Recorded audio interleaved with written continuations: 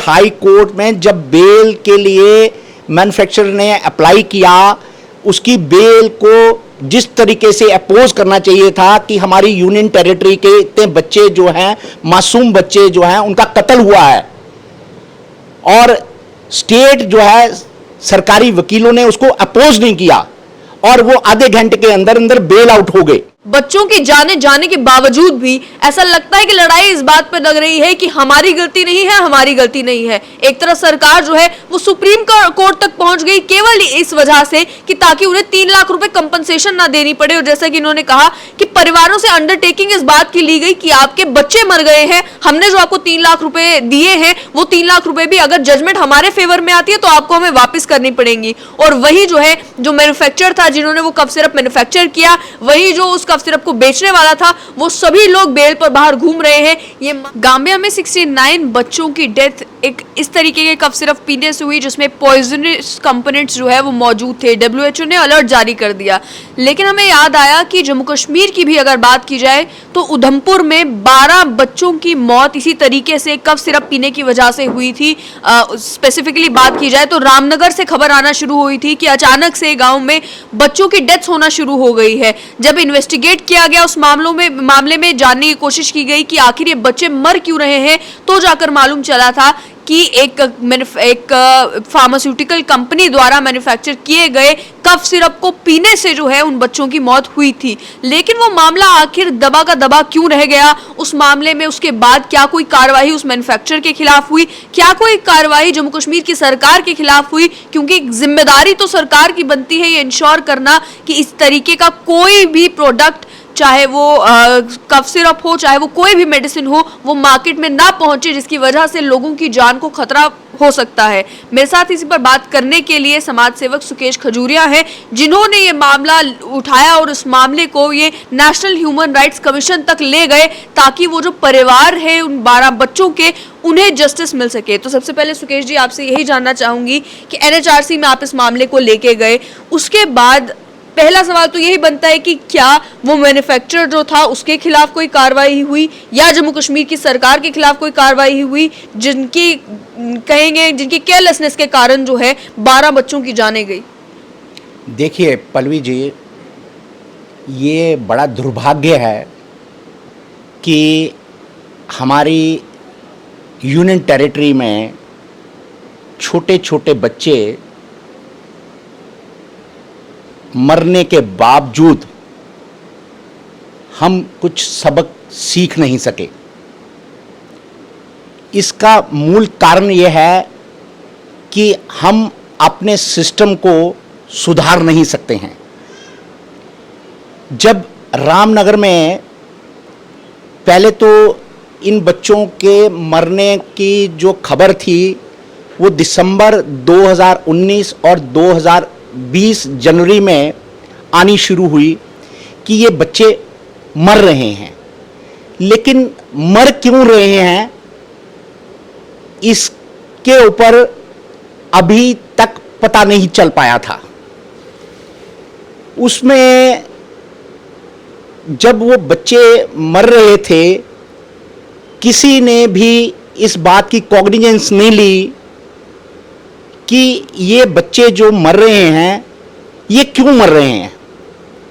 तो जब आपको ये पता लगा कि इन सब बच्चों में कॉमन क्या है, तो उसमें एक सिरप पाया गया जो कोल्ड बेस्ट पीसी सिरप के नाम का था, जिसमें डाइथिलीन ग्लाइकोल जो था उसकी मात्रा बहुत ज़्यादा थी और उसका इफेक्ट ये हुआ कि उन बच्चों की किडनियां फेल हो रही थी।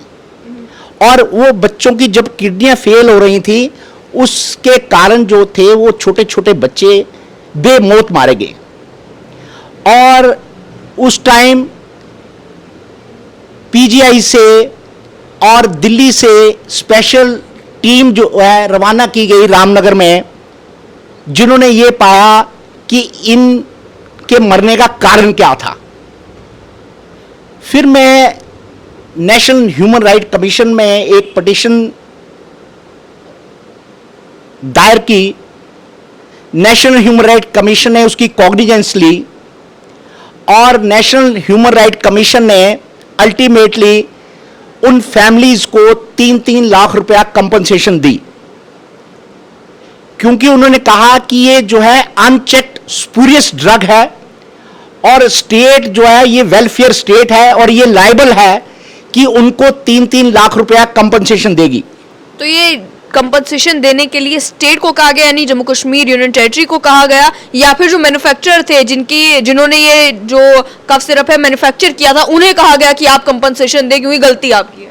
Basically national human right commission जो है उन्होंने पहले यूनियन टेरिटरी को कहा कि आप कंपनसेशन दें इनको 3-3 लाख रुपया, क्योंकि जो वेलफेयर स्टेट है वो लायबल है कि उन्होंने अनचेक्ड स्पूरियस ड्रग्स जो है वो दी गई है इनको। लेकिन स्टेट जो है ये हाई कोर्ट में गई और उन्होंने एक पिटीशन जो है दायर की डीवी में, और उसमें हाई कोर्ट में उन्होंने union territory of Jammu and Kashmir and other versus union national human right commission, और ये जो है एक पिटीशन दायर की जो 2 मार्च 2021 को डिसमिस हो गई। और तब ये जो डीवी में वहां पे ये कहा गया कि जो वेलफेयर स्टेट है can not escape from the responsibility to compensate the irreparable loss so cause to the families of the victims due to lapse of the department. तो उन्होंने जो नेशनल ह्यूमन राइट कमीशन का order था उसको upheld किया और इनकी writ को डिसमिस कर दिया। लेकिन स्टेट यहां पे नहीं रुकी, स्टेट ने एक एसएलपी फाइल की बिफोर द सुप्रीम कोर्ट, और उस एसएलपी का नंबर है 008345/2021 जो 30/6/2021 को रजिस्टर्ड हुई। लेकिन अभी तक वो एसएलपी जो है pending before the supreme court है। उस एसएलपी में मांग क्या कर रहे हैं? हाई कोर्ट में मांग क्या कर रहे थे? ये बचना चाह रहे थे लायबिलिटी से कि हमें कंपनसेशन ना देना पड़े फैमिलीज को? बेसिकली स्टेट चाहती थी कि हम लायबल नहीं हैं, हमें कंपनसेशन नहीं देनी पड़े फैमिलीज को, मैन्युफैक्चर कंपनसेशन दे। तो स्टेट जो है वो कंपनसेशन देने से बच रही थी। लेकिन जब हाई कोर्ट ने, ऑनरेबल हाई कोर्ट ने डीवी में ये फैसला किया कि इनकी रिट को डिसमिस किया, लेकिन फिर भी ये रुके नहीं, इन्होंने उसके खिलाफ एसएलपी फाइल की। और उसके बाद जब नेशनल ह्यूमन राइट कमीशन ने ये कहा कि आप 3-3 लाख रुपए जो कंपनसेशन है उसका प्रूफ ऑफ पेमेंट दीजिए, अगर आप हमें प्रूफ ऑफ पेमेंट नहीं देंगे तो चीफ सेक्रेटरी और additional chief secretary health and medical education दोनों की फिजिकल प्रेजेंस जो है नेशनल ह्यूमन राइट कमीशन में की जाएगी। तो इन्होंने क्या किया, इन्होंने उसमें एडमिनिस्ट्रेटिव काउंसिल में डिसीजन किया और उस डिसीजन में यह कहा गया कि इनको 3-3 लाख रुपया कंपनसेशन दी जाए। लेकिन जब 3-3 लाख रुपया कंपनसेशन देने की बात आई तो उनसे अंडरटेकिंग ली गई। अंडरटेकिंग किस बात की? अंडरटेकिंग इस बात की ली गई कि subject to SLP pending before the supreme court, उसमें फर्स्ट क्लास मैजिस्ट्रेट से अटेस्ट करा के लिखाया गया सभी फैमिली से कि जो 3-3 लाख रुपया आप कंपनसेशन ले रहे हैं, अगर एसएलपी में आपके खिलाफ एडवर्स जजमेंट आ गई और आप 3-3 लाख रुपया 1 महीने के बाद वापस करेंगे। 1 महीने के बाद वापस करेंगे? हाँ, 1 महीने के बाद, फैसला आने के 1 महीने के बाद वापस करेंगे। तो उन लोगों ने ये फॉर्मेलिटी जो है फिलअप की, तो फिर इन्होंने डिजिटल ट्रांसफर की। लेकिन सुकेश जी कैसे देखते हैं इस बात को कि जहां एक तरफ गलती जो है मानी जा सकती है कि ड्रग कंट्रोलर को इंश्योर करना है कि कोई भी अनसेफ प्रोडक्ट जो है वो मार्केट में ना जाए, अनसेफ प्रोडक्ट जो है वो जम्मू कश्मीर में बेचा ना जाए, वहीं एक तो इस तरीके का पॉइजनस सब्सटेंस कफ सिरप में है और वो कफ सिरप जो है वो बच्चे कंज्यूम करते हैं, और वहीं सरकार अपनी अब इस लाइबिलिटी से भी बचने की कोशिश कर रही है कि हमें 3 लाख रुपए भी वापस मिलते हैं तो वापस मिल जाए, 12 बच्चों की जानें गई हैं तो गई। देखिए, सरकार हमेशा संवेदनशील होनी चाहिए, लेकिन सरकार हमेशा ये सोचती है कि हम जो है लायबल नहीं हैं, जबकि आर्टिकल 21 जो है राइट टू लाइफ जो है हर सिटीजन का फंडामेंटल राइट है, और लोगों की लाइफ को प्रोटेक्ट करना सरकार का कॉन्स्टिट्यूशनल ड्यूटी है। लेकिन सरकार अपनी कॉन्स्टिट्यूशनल ड्यूटी को परफॉर्म करने में फेल हो गई, तो इसीलिए डीवी में यह कहा गया कि जो वेलफेयर स्टेट होती है वो अगर कोई गलती करती है तो उसको कंपनसेशन देनी पड़ती है। आपको नहीं लगता कि अगर मान लीजिए स्टेट ये नहीं भी मानती कि उनकी गलती है, उसके बावजूद भी क्योंकि वेलफेयर स्टेट में यही होता है, 12 बच्चों की जान गई है, परिवार जो है वो सफर कर रहे हैं, कंपनसेशन तो वैसे भी मिलनी चाहिए। मैं आपको पल्लवी जी ये कहूं कि यहाँ पे 12 बच्चे नहीं मरे थे, यहाँ पे रामनगर में 13 बच्चे मरे हैं, और 14वां बच्चा जो है बिश्नाह में मरा है, अभी तक उसकी FIR नहीं लगी है। टोटल 14 बच्चे हमारे union territory of Jammu and Kashmir के मरे हैं, जबकि 12 बच्चों को ऑफिशियली इन्होंने कहा कि ये 12 बच्चे मरे हैं, लेकिन रामनगर में 13 बच्चे मरे हैं, और उसके बावजूद मरने के बावजूद 6 बच्चे जो हैं वो डिसेबल हो गए हैं, परमानेंट डिसेबिलिटी हुई है, और उन्होंने सब बच्चों ने अपना डिसेबिलिटी सर्टिफिकेट बनवा लिया है। उस बात को भी हम आगे उठाएंगे कि ये जो परमानेंट डिसेबल हुए हैं, जब ये SLP जो पेंडिंग है बिफोर द सुप्रीम कोर्ट, जब ये सुप्रीम कोर्ट में लगेगी, उस दिन ये इस बात की भी चर्चा की जाएगी कि ये जो बच्चे हैं, ये 12 बच्चे नहीं मरे हैं, ये 13 रामनगर के मरे हैं, 14वां जो है बिश्नाह से मरा है, और 6 बच्चे जो है वो परमानेंट डिसेबल हो गए हैं।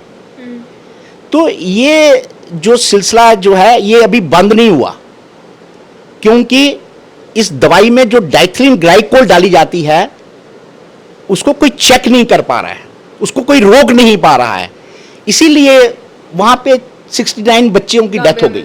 गाम्बिया में 69 बच्चों की डेथ हुई। मैंने अपने पहले इंटरव्यू में भी कहा था कि अगर आप इन चीज़ों को नहीं रोकेंगे तो आने वाले दिन जो हैं वो आपको ये बताएंगे कि कितने और बच्चे मारे जाएंगे। लेकिन यहीं पे सुकेश जी ये तो कंपनसेशन की बात होगी, और जो कोर्ट में अभी केसेस पेंडिंग है, इन्वेस्टिगेशन का पार्ट जहां पर बनता है कि आखिर कहां पर गलती शुरू हुई और मैन्युफैक्चरर की क्या लायबिलिटी है, क्या इस मामले में भी कोई सिट बनाई गई, कोई इन्वेस्टिगेशन शुरू की गई, और वो इन्वेस्टिगेशन कहां पहुंची है इस समय? देखिए, जो रामनगर में FIR लगी थी उसमें सिट कॉन्स्टिट्यूट की गई थी, और उसमें यह कहा गया था कि डे टू डे बेसिस पे प्रूव किया जाएगा, और 1 महीने के अंदर अंदर सिट जो है वो कंक्लूड करेगी इन्वेस्टिगेशन। आज तक सिट के सारे जो मेंबर्स थे वो ट्रांसफर हो गए। Where is sit? उसके बाद क्या हुआ, फिर दोबारा सिट को रिकॉन्स्टिट्यूट किया गया। अब जो सिट रिकॉन्स्टिट्यूट की गई, लेकिन अभी तक चालान नहीं पेश कर पाए हैं। आप कितना समय हो चुका है पहली सिट के बनने से लेकर अभी तक? देखिए, अब लगभग 2020 में ये सिट कॉन्स्टिट्यूट की गई थी, और आज 2022 हो गया है। 2 बार मैं साल में एक बार स्टेटस रिपोर्ट की कॉपी, सर्टिफाइड कॉपी ले चुका हूं, लेकिन अभी कहते हैं 10-15 दिन के अंदर अंदर ये चालान जो है पेश किया जाएगा, लेकिन अभी भी पता नहीं है कि कब वो चालान पेश होगा कि नहीं होगा। 2 सालों में कोई इसमें मतलब आगे कोई कार्रवाई नहीं हुई है अभी तक कोई कार्रवाई नहीं हुई। जो लोग कल्प्रिट हैं वो बेल पे हैं, वो उनकी बेल को भी, जो मैन्युफैक्चरर था उसकी बेल को भी अपोज नहीं किया गया हाई कोर्ट में। सरकार ने अपोज नहीं किया? सरकार ने बिल्कुल अपोज नहीं किया, सेफ रूट दिया।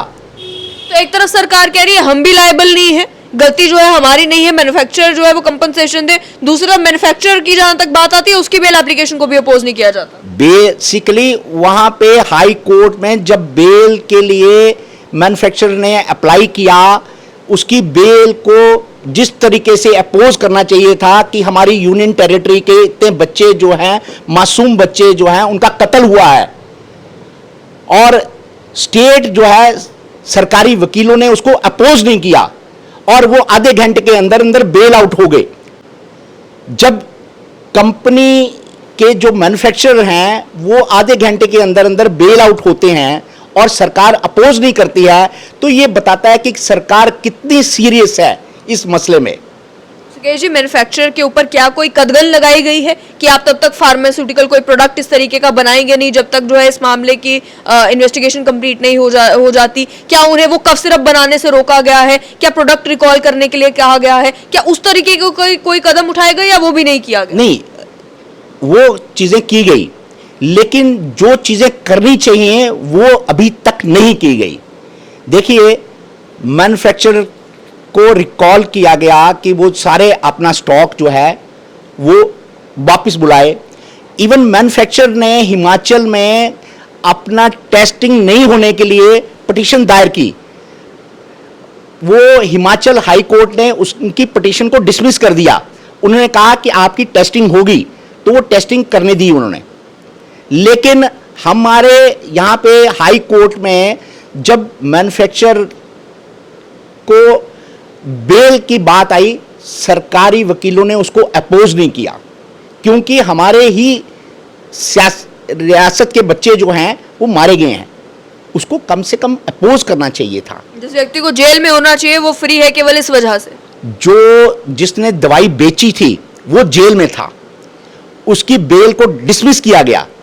उसको बाद में बेल मिली जब मैन्युफैक्चरर को बेल मिल गई, बाद में उसे भी बेल मिली। अब ये सब लोग जो हैं बेल पे हैं, लेकिन अभी तक चालान पेश नहीं हुआ है।